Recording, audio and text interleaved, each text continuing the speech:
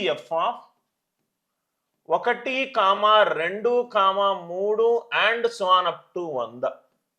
HCF of 1, 2, 3 and so on up to 100.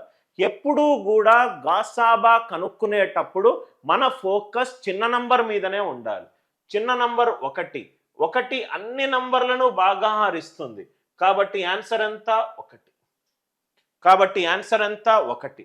అందరికీ ఈ logic clear అయిందా? దీన్ని చూడడానికి చాలా ఈజీగా ఉన్నది. ఇదే క్యాట్ ఎగ్జామ్ అనుకోండి, అది కొంచెం భయపెట్టిస్తుంది క్వశ్చన్, కానీ యాక్చువల్గా అది ఈజీ క్వశ్చన్. క్వశ్చన్ ఏంటంటే 6వ క్వశ్చన్ చూడండి. పి అనేది ఒక సహజ సంఖ్య.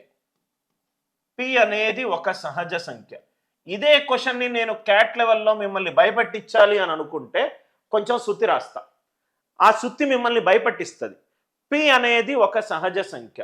అలాంటప్పుడు HCF of 1, P plus 5, P plus 10, P plus 20, ఇదేదో పెద్ద క్వశ్చన్ అని మీరు అనుకుంటారు.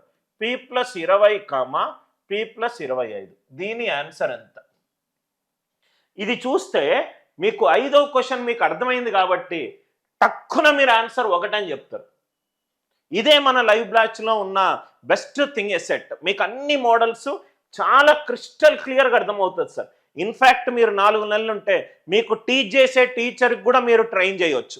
ఆ లెవెల్ ఆఫ్ ఎక్స్పర్టైజ్కి నేను మిమ్మల్ని తీసుకొని వెళ్తాను. పి అనేది సహజ సంఖ్య.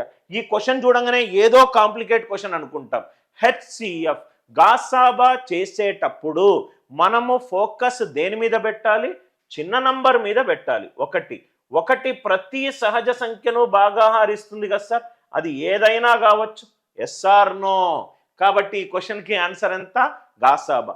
కాన్సెప్ట్ చిన్నదే, మిమ్మల్ని భయపెట్టియడానికి క్వశ్చన్ అడిగాడు. Are you all with